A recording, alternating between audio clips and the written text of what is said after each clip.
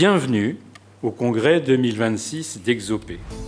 Après plusieurs mois de rencontres régionales, de réunions nationales de synthèse, nous y voilà rassemblés pour ces 2 jours d'échanges, de réflexions, d'ambitions réaffirmées, de revendications à porter, d'orientations politiques à partager, mais aussi de rencontres et de convivialité.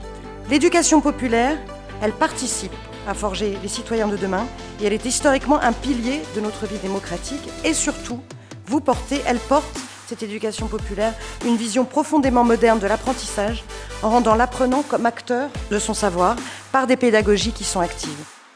Aujourd'hui, quand 71% des enfants des classes favorisées pratiquent une activité sportive, culturelle, etc., à peine 30% des enfants des CSP- y ont accès. Qu'est-ce à dire?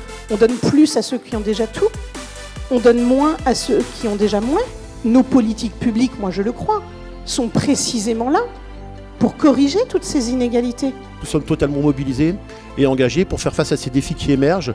Bien entendu, comme je le dis, des questions de bien-être, bien entendu des questions de plaisir, de convivialité, de rencontres, de lien social, des questions prégnantes d'égalité entre les femmes et les hommes. Bref, il y a aujourd'hui beaucoup de chantiers à ouvrir, à amplifier, à engager et nous sommes bien entendu au rendez-vous de ces questions sociétales. Les principaux leviers, c'est d'avoir un territoire, des associations, une ville déterminée, avancée.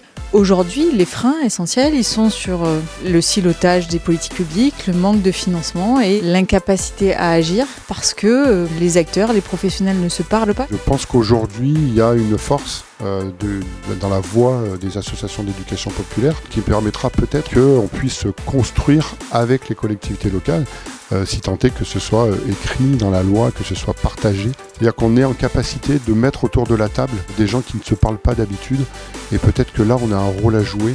Aujourd'hui, la coopération, je dirais que c'est le maître mot. Il n'y a que comme ça qu'on pourra construire ensemble quelque chose que l'on souhaite tous. Alors quand en plus le développement économique du territoire est pensé à partir de ce qui fait culture pour les personnes, alors là, c'est le Graal.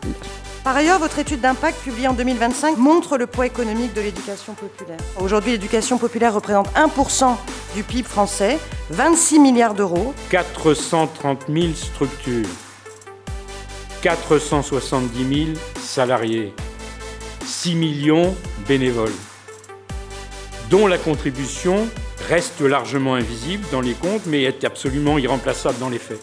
Une question se pose à Exopé, une question se pose aux organisations professionnelles d'une manière générale, mais sans doute encore plus lorsqu'on représente l'éducation populaire.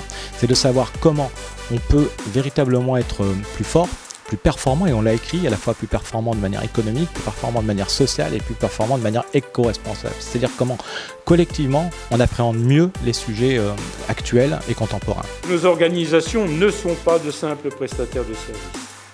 Elles sont des entreprises associatives, d'intérêt général, souveraines dans leurs projets, rigoureuses dans leur gestion et obstinément humanistes dans leur finalité.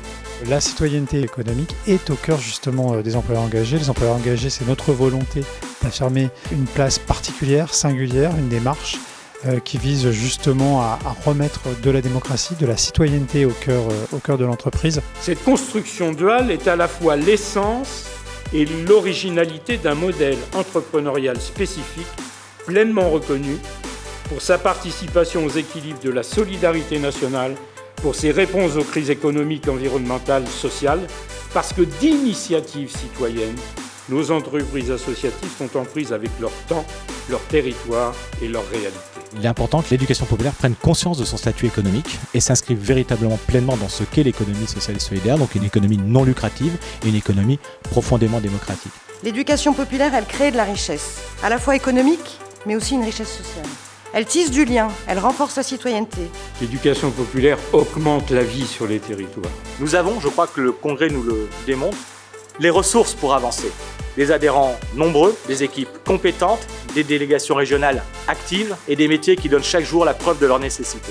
L'éducation populaire est l'une des réponses les plus sérieuses aux fractures de notre temps, parce qu'elle sait accueillir, elle sait former, elle sait relier, elle sait négocier, elle sait responsabiliser, elle sait transmettre et elle sait ouvrir des possibles.